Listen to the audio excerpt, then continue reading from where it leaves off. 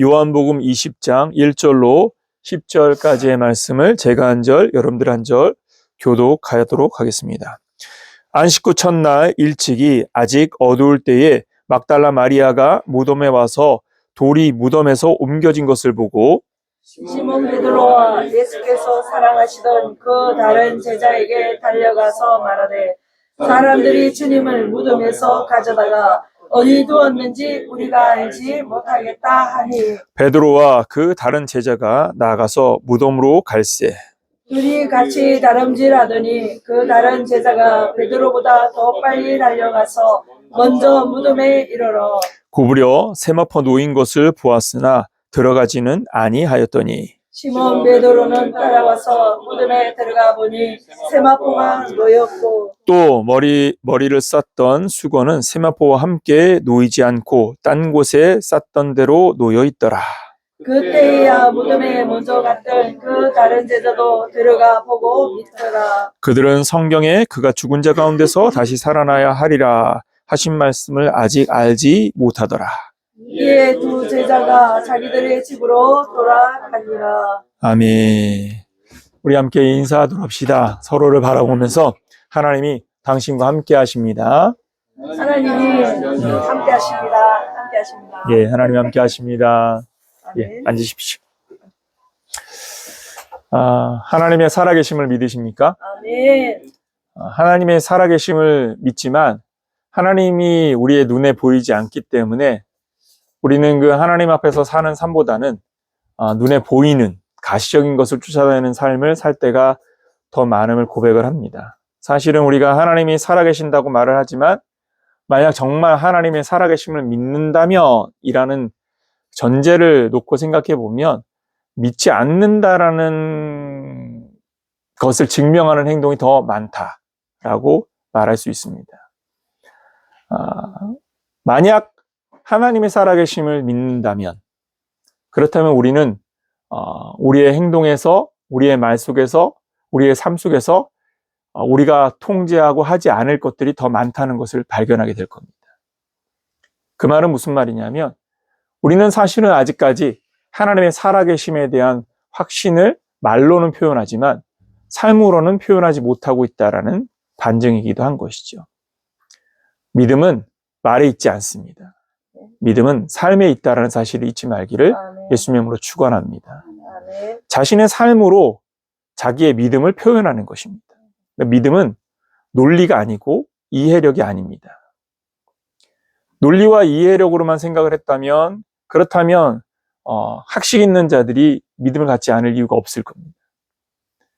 그러나 믿음이라는 것은 하나님의 실존에 대한 실존하시는 하나님에 대한 신뢰의 표현이기 때문에 그렇기 때문에 삶으로 반드시 그 행동이 표현된다라고 말할 수밖에 없을 것입니다. 왜냐하면 하나님이 왕이시고 그 왕이신 하나님의 지혜와 그리고 그 하나님의 판단과 하나님의 경륜이 얼마나 깊으신지 우리가 안다면 그렇다면 우리가 하나님 앞에서 서투른 행동을 하지 않게 될 것이기 때문이죠. 결국은 하나님이 어떤 분이신지에 대한 이해가 믿음의 출발이라고 말할 수 있다라고 말할 수 있을 것입니다. 내가 믿는 하나님이 어떤 분이신지에 대한 이해가 나의 행동의 방향을 결정짓는다라고 말할 수 있는 것이죠. 그래서 신학적으로는 하나님의 속성을 아는 것이 그래서 필요한 부분이기도 한다라고 말할 수 있죠. 하나님의 속성 중에 하나, 오늘 설교의 제목이 뭐죠? 하나님의 경륜입니다. 경륜이란 말이 무슨 뜻일까요? 경륜. 자전거 경륜을 말하는 건 아닙니다. 여기 이 경륜의 의미는 무엇이냐면 하나님께서 그 뜻대로 예정하시고 예정하신 그 뜻을 성취하시기 위하여 경영하시는 모든 것들을 다 경륜이다라고 표현을 합니다. 그러니까 하나님께서 정하신 것을 성취하시기 위하여 경영하시는 모든 것들.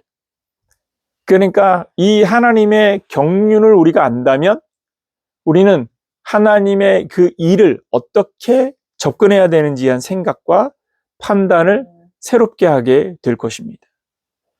경륜이라는 단어는 헬라어로는 오이코노미아라는 단어인데 이 오이코노미아라는 단어의 그 뜻은 청지기, 관리, 그리고 사명을 가진 사명이라는 표현들로 번역이 되기도 합니다. 이 부분은 이제 우리가 설교를 하면서 뒷부분에서 그 의미를 다시 한 번 더 확인을 하겠지만, 경륜이라는 이 오이코노미아라는 이 단어가 왜 사명이라는 단어로 우리에게 전달되고 있는지를 우리가 주목해 볼 필요가 있습니다. 이 부분을 상고하기 전에 사탄과 사람들은 하나님을 신뢰하지 않기 때문에 하나님을 신뢰하지 않는 사람들, 그러니까 이제 믿지 않는 사람들과 사탄은 하나님의 말씀을 믿지 않을 뿐만 아니라 그 말씀의 성취를 기대하지 않기 때문에 그것을 방해하고 하려는 마음과 함께 그것을 거부하는 행동들이 나타나게 되어져 있습니다. 예를 들어서 생각해 볼까요? 예수님께서 십자가에 달려 죽으셨을 때에 바리새인들, 예수님의 십자가에 못 박았던 대제사장들과 바리새인들은 자신이 계획이 성공했다라는 생각을 했습니다. 그런데 한편으로는 깨림칙하고 두려워합니다. 그러니까 믿지 않는데, 신뢰하지 않는데 들은 바가 있으니까. 이게 참 재미있는 상황이거든요. 어떤 상황인지 우리 마태복음 27장으로 한번 가서 보도록 합시다. 마태복음 27장 62절에서 64절까지의 말씀을 우리 잠시 같이 보도록 합니다. 마태복음 27장 62절에서 64절입니다. 같이 한번 읽어볼까요? 62절에서 64절 같이 읽습니다. 시작. 그 이튿날에 준비일 다음 날이라 대제사장들과 바리새인들이 함께 빌라도에게 모여 이르되 주여, 저 속이던 자가 살아있을 때에 말하되 내가 사흘 후에 다시 살아나리라 한 것을 우리가 기억하노니 그러므로 명령하여 그 무덤을 사흘까지 굳게 지키게 하소서. 그의 제자들이 와서 시체를 도둑질하고 가서 백성에게 말하되 그가 죽은 자 가운데서 살아났다 하면 후에 속임이 전보다 더 클까 하나이다 하니. 이 말씀을 읽어보면 참 재미있는 상황이 뭐냐면 대제사장과 바리새인들이 예수님의 말씀을 듣지 않고 있지는 않았다라는 사실을 확인시켜주고 있습니다. 예수님께서 자신의 죽음에 대해서 언급한 것은 복음서에 보면 크게 3번이라고 표현을 하고 있거든요. 그런데 이 3번의 표현, 그러니까 예수님의 공생의 사역 기간의 활동량에 비하면 그렇게 많은 언급은 아닌 거거든요. 그런데도 불구하고 대제사장과 바리새인들도 그 말씀을 들었음을 기억하고 있다는 것입니다. 오늘 본문을 보면 대제사장과 바리새인들은 예수님이 십자가에 죽었다는 사실로 자신들이 성공했다라고 결론 지었습니다. 그런데 한편으로는 깨림직하고 무거워. 왜죠? 예수님이 살아있는 동안에 하신 말씀이 있으니까. 그 말씀이 뭐예요? 죽었다가 3일 만에 다시 살아나리라. 믿지 않는데, 그것을 신뢰하지 않는데 그 말이 마음에 걸리는 겁니다. 그래서 무엇 하려고 하는 겁니까? 총독인 빌라도에게 군사를 내주십시오. 그래서 군사들로 하여금 이곳을 지키게 해주십시오. 왜냐? 한 말이 있으니까. 여러분, 놀라운 건 뭡니까? 대제사장과 바리새인들이 예수님이 3일 만에 살아나리라는 사실을 알고 있었다는 것입니다. 여러분, 아는 것과 믿음은 다르다는 것입니다.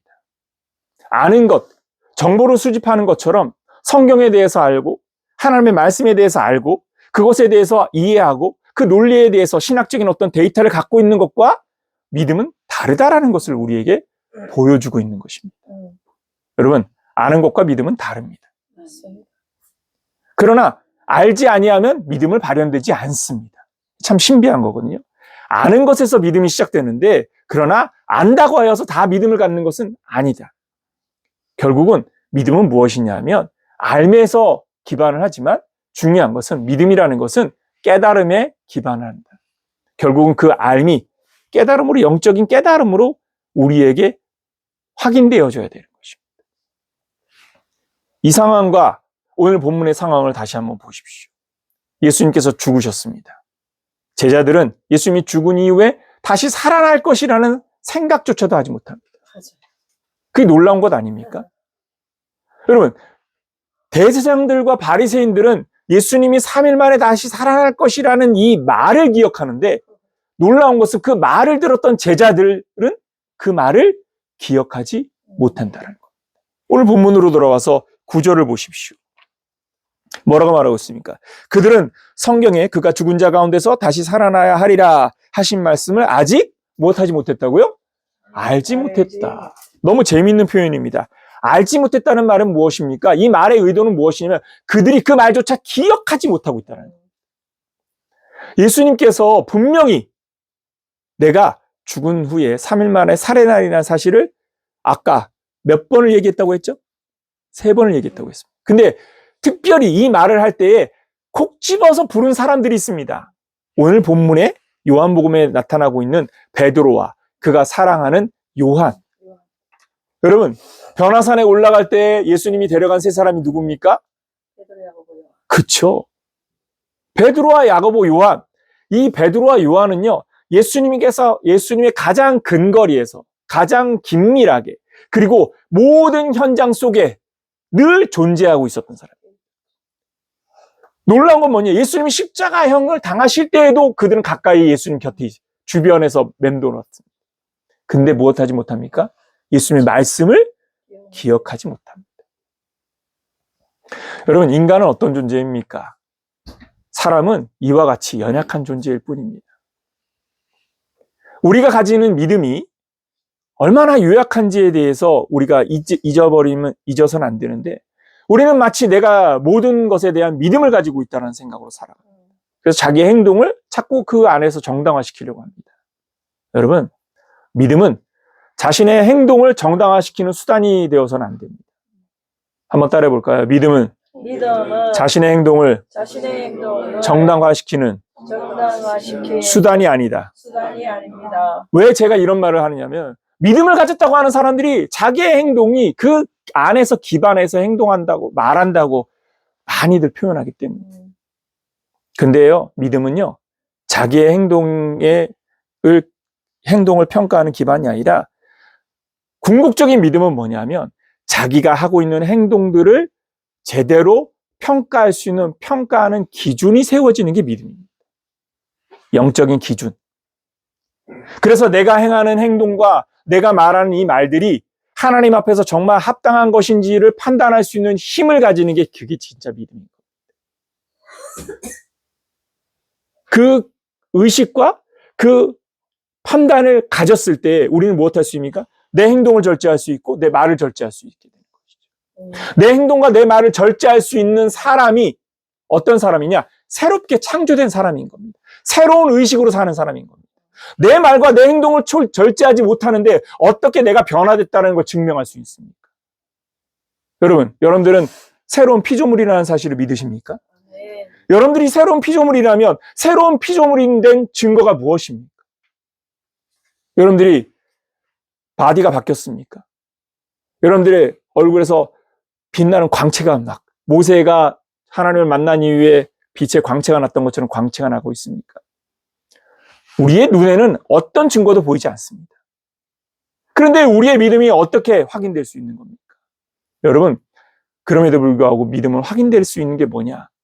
바로 의식의 전환, 생각의 전환.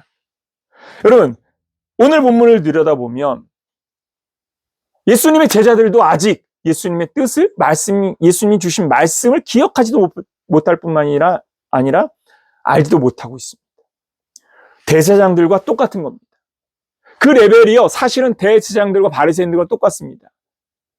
단지 한 사람은 예수를 죽이는 반대파이고 한 사람은 예수를 사랑하는 친파인 것뿐인 거죠. 그런데 여기에 뭐가 다른 겁니까? 의식하는 행동의 방향이 다른 것이죠. 대제사장과 바리새인들은 예수님의 말씀을 거부하기 때문에 예수님의 말씀을 거부하기 위한 행동들을 하는 것입니다. 그래서 군병을 자기네들이 사병을 들여서라도 무덤을 지키는 것이죠. 예수님에 대한 소문이 더 확대되는 걸 두려워하고 예수님의 말씀이 확대되는 걸 두려워합니다. 그러나 예수를 사랑하는 사람들, 예수를 의뢰하는 사람들은 무엇이 달라지는 겁니까? 그것이 거부할 것이 아니라 받아들이고 수용하고 어떻게 이루실지를 꿈꾸는 사람들이어야 한다라는 것입니다. 오늘 본문을 우리가 주목하는 이유는 바로 여기에 있습니다. 그들이 아직 깨닫지 못할 때에 여기에 아주 재밌는 부분이 뭐냐면 아직이라는 것입니다. 왜 아직이라는 표현을 썼을까요? 언젠가는 깨닫게 될 것이다. 여러분, 이게 영적 사인인 겁니다. 지금 내가 못 알아듣는다고 하여서 그 사람이 믿음 없는 자로 실패하는 것이 아니라는 것입니다. 지금 내가 그것을 완벽하게 이해하지 못한다 하여서 내가 믿음 없는 자로 실패하는 것은 아니라는 것입니다. 아직일 뿐입니다. 한번 따라 볼까요? 아직일 뿐입니다. 아직일 뿐입니다. 하나님의 구원의 경륜. 이 구원의 경륜은 무엇이냐면요. 우리의 이 아직이라는 시간을 깨달음의 현장으로 바꿔주시는 하나님의 은혜의 역사를 보여주는 현장이 될 것이라는 것을 우리에게 말해주는 것입니다. 하나님께서는 우리에게 하나님의 선하신 뜻을 깨닫도록 우리 안에서 일하고 계신 줄 믿으시기를 예수님의 이름으로 축원합니다. 아멘. 하나님의 구원의 경륜은 놀라운 건 뭐냐면 사람들이 그것을 부정한다고 하여서 이루어지지 않는 게 아닙니다. 보십시오. 예수님께서 십자가형에 의하여서 죽임을 당했습니다.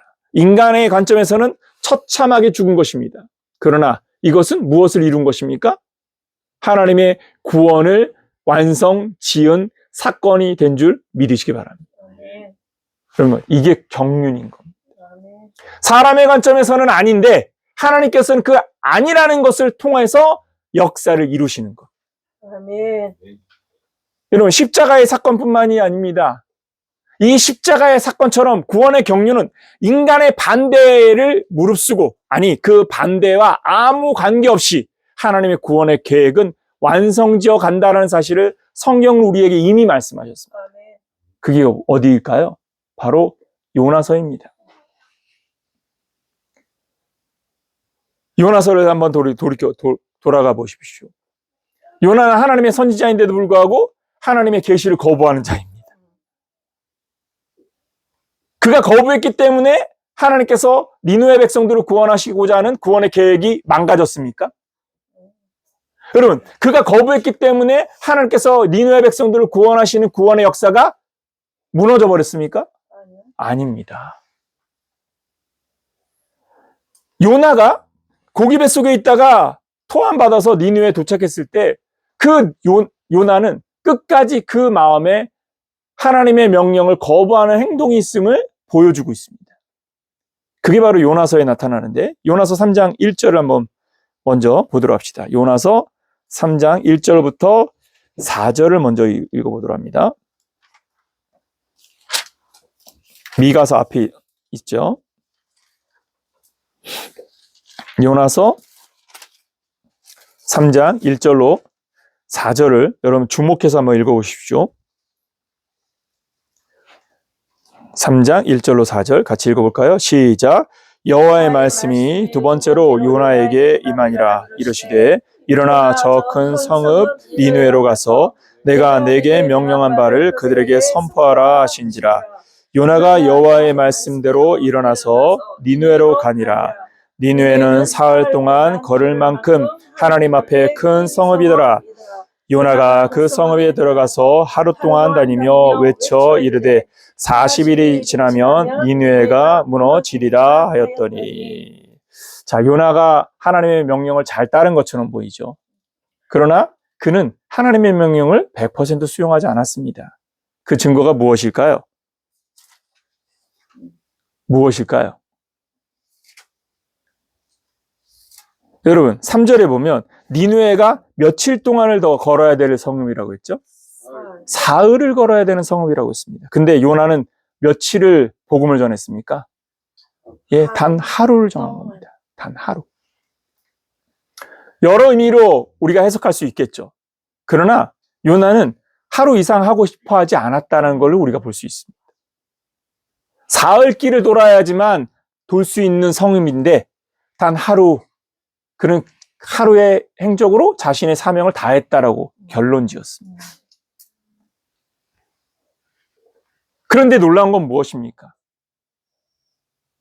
이러한 요나의 이러한 행동들을 통해서도 하나님께서 무엇을 이루시냐면 니느웨 백성들의 회개를 불러일으키십니다. 여러분, 바로 다음 절 5절로부터 9절을 보십시오. 니느웨 사람들이 하나님을 믿고 금식을 선포하고 높고 낮은 자를 막론하고 굵은 베옷을 입은지라. 그 일이 니느웨 왕에게 들림에 왕이 보좌에서 일어나 왕복을 벗고 굵은 베옷을 입고 제 위에 앉으니라. 왕과 그의 대신들이 조소를 내려 니느웨에 선포하여 이르되 사람이나 짐승이나 소떼나 양떼나 아무것도 입에 대지 말지니 곧 먹지도 말 것이요 물도 마시지 말 것이며 사람이든지 짐승이든지 다 굵은 베옷을 입을 것이요 힘써 하나님께 부르짖을 것이며 각기 악한 길과 손으로 행한 강포에서 떠날 것이라. 하나님이 뜻을 돌이키시고 그 진노를 그치사 우리가 멸망하지 않게 하시리라. 그렇지 않을 줄을 누가 알겠느냐 한지라. 할렐루야. 아멘. 요나가 하룻길을 전하면서 진실한 마음으로 저들이 회개하기를 바라는 마음으로 전했을까요? 아마 그렇지 않았을 겁니다. 그런데도 불구하고 듣는 자들이 깨달음으로 말미암아, 여러분 얼마만큼의 정보가 주어졌는지 알 수 없습니다. 굉장히 미량의 정보만 전달된 겁니다. 그러니까 지식에 기반하는 이 알면하는 데이터가 굉장히 미량이었던 겁니다. 그런데도 불구하고 깨달으니까 알미라는 정보가 미량임에도 불구하고 변화가 이루어지는 것입니다. 여러분 믿음은요 변화를 향하여 가는 것입니다. 자신의 생각을 돌이키는 것이며 자신의 삶을 돌이키는 것이며 자신의 삶의 방향을 돌이키는 것이며 자신의 인생의 계획을 바꾸는 것입니다. 그렇기 때문에 믿음이라는 것은 어떤 형태로든지 그 변화가 나타나는 것이 증거다라는 것을 우리에게 보여주고 있는 것입니다. 여러분 믿는 자가 되시기 바랍니다. 아멘. 그러면 무엇 해야 되냐? 생각을 하나님 앞에서 하나님께서 이루시고자 하는 구속의 경륜에 기인해서 하나님이 이루시고자 하는 그 역사들을 기인해서 내가 어떻게 주님 앞에 서야 될지를 생각하는 자가 되기를 예수님 이름으로 축원합니다. 물론 우리의 생각만으로 모든 것이 닿는 것은 분명히 아닙니다. 그러나 중요한 것은 무엇입니까? 깨달음을 위하여 출발할 때의 출발점은 그래도 긍정하는 것이어야 한다는 것이죠. 대제사장과 바리새인들은 부정하기 위하여 행동합니다. 그러니까 등을 돌리는 것이죠. 그 말씀대로 성취될 것에 대한 기대를 거부할 뿐만이 아니라 그것을 거부하기 위하여 어떻게 내가 대응할지까지 생각하는 부정의 방향으로 갑니다. 그러나 여러분 베드로와 요한 그들은 지금 말씀의 의미가 무엇인지를 깨닫지 못함에도 불구하고 긍정의 방향이 무엇입니까? 주를 사랑하는 마음으로 주의 무덤을 향하여 갔지 않습니까? 시체를 보고자 하는 마음으로 간 겁니다. 죽어있는 자를 만나고자 간 겁니다. 여러분 세상의 사람들이 이미 죽었다고 말하고 죽은 자에 대해서 관심을 두지 말라고 말하고 그 죽은 자를 묻어버리고 그 죽은 자를 지워버리기 위하여 행동하지만 하나님의 은혜를 사모하는 사람은요 죽은 자를 향하여 다가가는 겁니다. 여러분 예수님께서는 우리의 죄를 위하여 십자가에 죽으셨습니다. 그러나 우리는 그 주님을 사랑하기 때문에 그 죽음을 향하여 나아가고 있는 겁니다. 그렇게 은혜를 향하여 나아가는 것, 이것이 신앙의 출발인 겁니다. 아멘. 깨닫지 못해도 됩니다. 알지 못해도 됩니다. 지금 당장 이해하지 못해도 그렇습니다. 중요한 건 무엇입니까? 은혜를 향하여 다가가는 삶이라는 겁니다. 아멘. 다가가는 자가 기회가 주어지는 것입니다. 아멘. 깨달음은 성령의 개입이 필요한 것이지 않습니까? 성령께서 대제사장과 바리새인들에게 안에서 일하지 않는 이유가 뭘까요? 부정하는 자이니까. 그들 안에서 일할 이유가 없습니다. 여전히 그들과 동일한 선상에 있는 베드로와 요한은 다릅니다. 그럼에도 불구하고 사랑을 표현하고 그럼에도 불구하고 주님 곁으로 가고자 하고 그럼에도 불구하고 다가가고자 하는 마음, 여러분 그럼에도 불구하고 다가가는 자가 되기를 예수님으로 축원합니다. 아멘. 신앙은요 그럼에도 불구하고 다가가는 자가 되어야 됩니다. 그럼에도 불구하고 일어서는 자, 그럼에도 불구하고 예배하는 자, 그럼에도 불구하고 나는 여전히 깨닫지 못하고 나는 여전히 미련하고 나는 여전히 부족하고 나는 여전히 사방에 막혀있는 것 같고 나는 여전히 하나님의 은혜에 닿지 않는 자처럼 나는 마치 버려진 자인 것처럼 그렇게 느껴진다 할지라도 여러분 그럼에도 불구하고 다가가는 자가 되십시오. 아멘. 그럼에도 불구하고 일어서는 자가 되십시오. 아멘. 그럼에도 불구하고 예배하는 자가 되고 그럼에도 불구하고 하나님의 은혜 앞에 서기를 사모하는 자가 되기를 예수님의 이름으로 축원합니다. 아멘. 그렇다면 하나님께서 여러분들에게 주시고자 하는 은혜가 반드시 여러분들 안에 임하게 될 줄 믿으시기를 예수님의 이름으로 축원합니다. 아멘. 하나님은요, 우리에게 예배 전에도 말씀드렸듯이 모든 걸 다 주셨지 않습니까? 여러분들이 누리고 있는 모든 것들은요, 하나님이 여러분들에게 주신 것들입니다. 우리가 이미 모든 것을 하나님으로부터 다 받아 누리면서, 그러면서 우리는 마치 하나님으로부터 아무것도 받지 않은 것처럼 살아갑니다. 잊지 마십시오.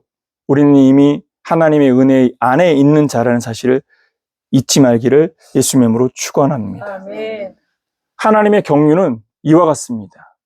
인간의 개입이 필요 없습니다. 인간의 방해에 무너지지 않습니다.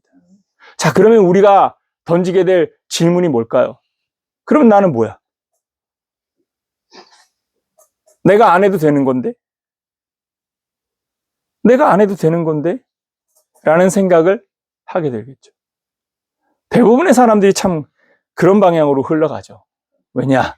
할 수 있는 대로 종교적인 열심으로 가지 않으려는 그런 마음을 우리가 발현시키기 때문에, 종교적인 열심으로 가지 않으려면 내가 안 해도 되는 하나님이시니까 내가 굳이 한 걸음 더 할 필요가 뭐가 있고, 내가 굳이 더 무엇을 헌신해야 될 필요가 무엇이 있느냐라고 생각할 수 있을 겁니다.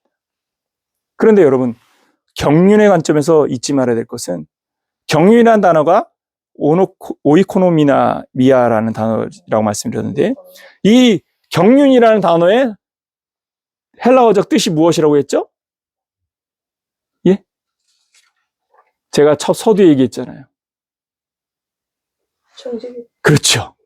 청지기, 관리, 사명이라는 단어로 번역됩니다.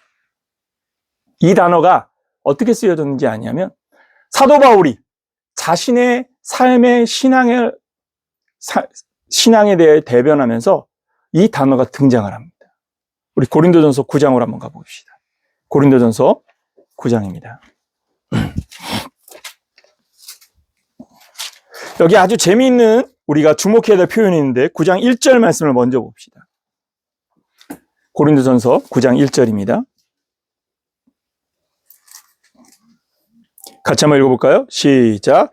내가 자유인이 아니냐, 사도가 아니냐, 예수 우리 주를 보지 못하였느냐, 주 안에서 행한 나의 일이 너희가 아니냐.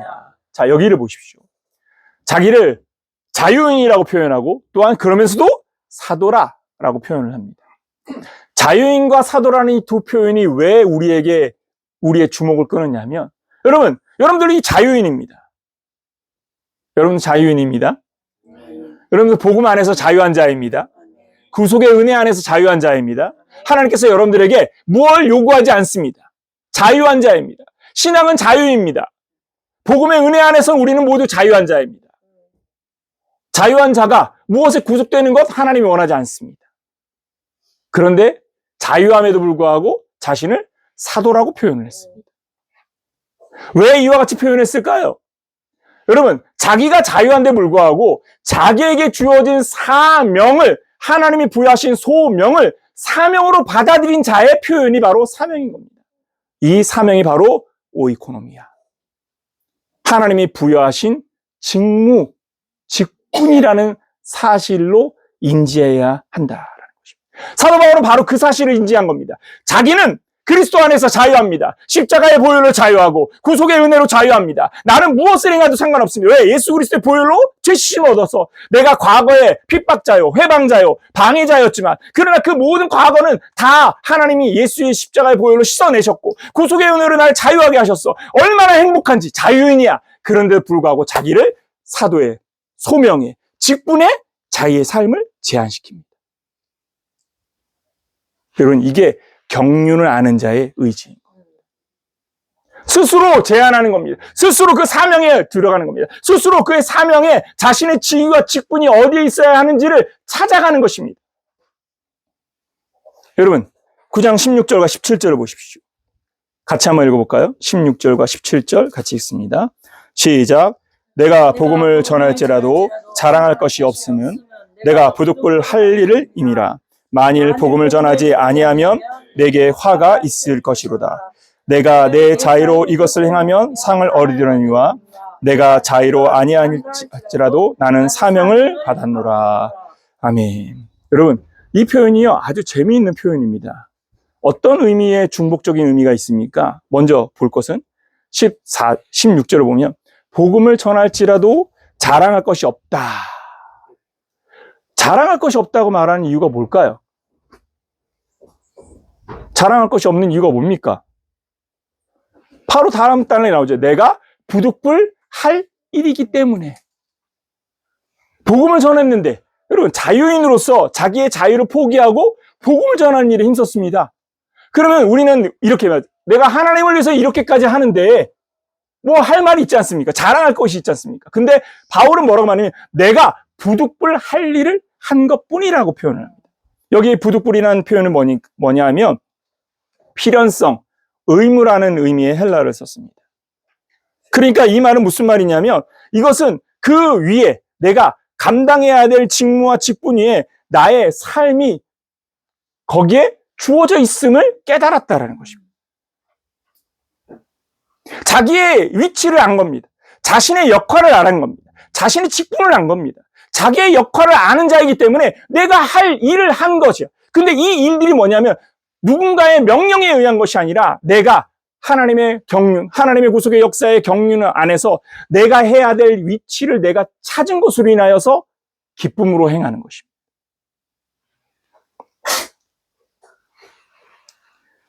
여러분, 그리스도 안에서 하나님께서 부여하신 사명을 찾는 자가 되기를 예수님의 이름으로 축원합니다. 그래서 뭐라고 말하는 겁니까? 복음을 전하지 아니하면 내게 화가 있을 것이로다. 여러분, 자유한데 왜 화가 있는 거죠? 내가 그리스도 안에서 자유한데 어떻게 그것이 화가 될 수 있습니까? 이 화는 하나님의 진노를 말하는 게 아닙니다. 하나님께서 나에게 벌하실 것이라고 말하는 것이 아닙니다. 나에게 부여하신 내 사명에 내가 멈춰 서는 것을 내가 두려워한다는 것입니다.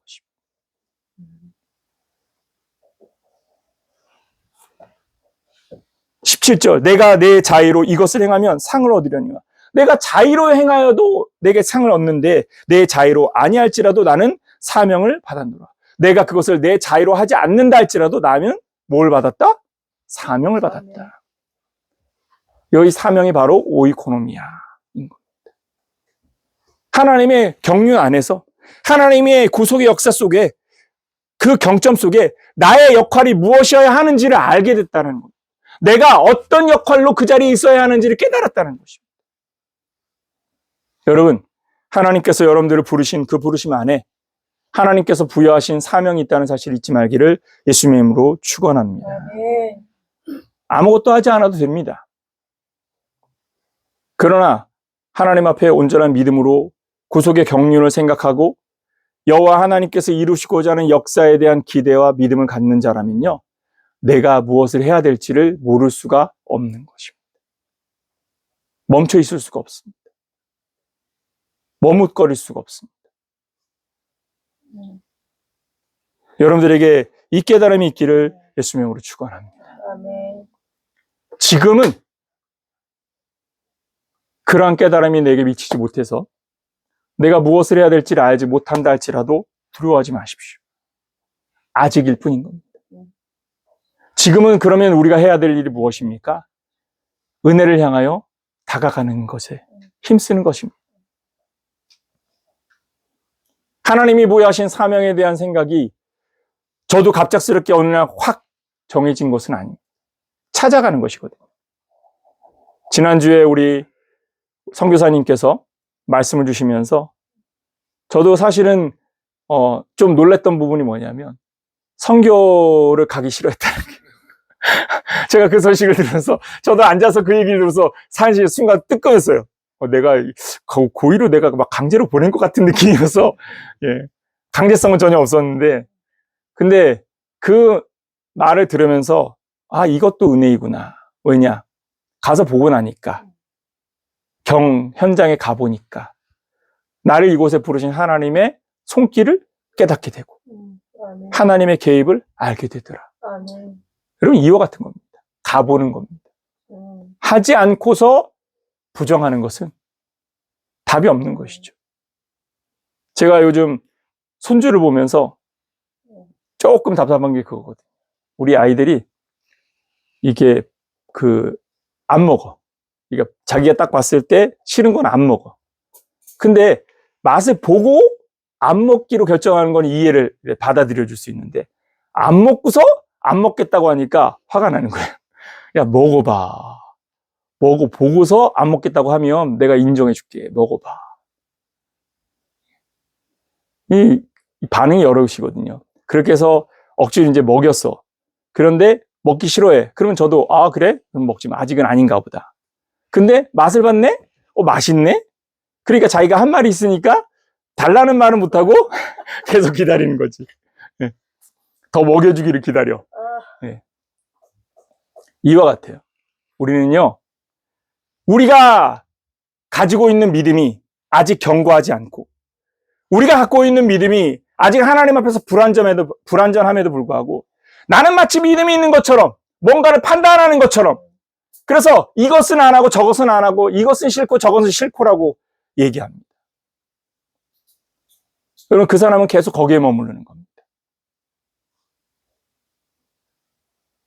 우리의 믿음이 연약하기 때문에 무엇해야 되는 겁니까? 해봐야 되는 겁니다. 우리의 믿음이 부족하기 때문에 부딪혀봐야 되는 것입니다. 우리의 믿음이 부족하기 때문에 전진해 봐야 되는 것입니다. 전진해 가다 보면 하나님의 구름 기둥과 불 기둥이 우리의 여정을 이끌고 계시다는 것을 발견케 될 줄 믿으시기를 예수님으로 축원합니다. 아멘. 여러분, 이스라엘의 광야 여정에서 하나님의 구름 기둥이 떠올라서 자, 전진하라 라고 사인을 줬어. 그런데 나는 가보진 않았어. 그래서 가기 싫어. 안 움직여. 그 사람은 사막에서 멈춰서서 그냥 말라 죽는 겁니다. 앞에 보이지 않는다 할지라도 떠올랐으니까 가는 겁니다. 아멘. 부르셨기 때문에 가는 것입니다. 아멘. 이끄심을 믿고 가는 것입니다. 아멘. 여러분, 믿음은 바로 여기에서 작은 하나의 신뢰로 시작하는 겁니다. 오늘 본문의 요한복음 9장에서 20장에서 제자들은 예수님의 죽음 앞에 너무나도 무력한 삶의 현장에서 그들이 해야 할 일이 무엇인지를 찾지 못한 채 여전히 예수님의 죽은 시체라도 한 번 더 보기 위하여 무덤을 향하여 가고 있었습니다. 깨닫지 못합니다. 알지 못합니다. 그러나 이러한 시간을 지나 그들은 하나님의 성령의 개입을 통하여 하나님의 은혜를 깨닫고 나서는 무엇했습니까? 예수님의 살아계심에 대한 확신과 믿음과 신뢰를 가지고 복음을 위하여 자신의 생명보다도 복음을 위한 삶으로 자신의 인생을 바꾸면서 나아갑니다. 아멘. 변화는 바로 이렇게 이루어집니다. 하나님, 날 바꿔주세요. 날 바꿔놓으세요. 여러분, 아무리 외치고서 앉아있어 봐야 소용없습니다. 외치면서도 어떻게 해야 되느냐? 계속 떠듬거리면서 가는 겁니다. 앞으로 전진해야 됩니다. 여러분, 앞으로 한 걸음씩 전진하되 보이지 않아도 갑시다. 아멘. 내가 부족해도 갑시다. 아멘. 내 마음이 그것을 용납할 여력이 없어도 갑시다. 아멘. 어떤 상황이어도 계속해서 전진해 봅시다. 아멘. 왜? 하나님의 경륜, 하나님의 구속의 역사는 내가 부정해도 진행되고 있고, 내가 부인해도 진행되고 있고, 내가 거부해도 진행되고 있습니다. 내가 믿음이 없어도 그 구원의 경륜은 계속해서 이루어 가고 계시고 있다는 사실을 잊지 말기를 예수님을 축원합니다. 아멘.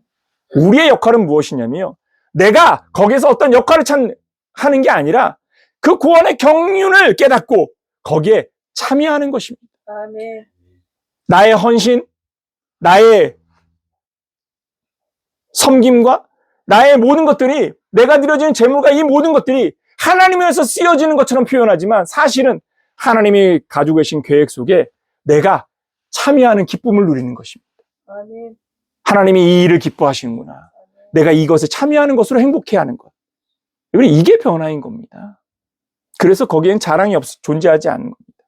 내가 복음을 위해서 이렇게 했기 때문에 봐, 나 이런 사람이야 라고 말하지 이유가 없습니다. 여러분, 하나님의 나라와 복음을 위해서 일어나되 자원하는 심령으로 하나님 앞에 서기를 때까지 계속해서 부딪히면서 하나님 앞에 나아가는 여러분들 되기를 예수님으로 축원합니다. 아멘. 기도하겠습니다.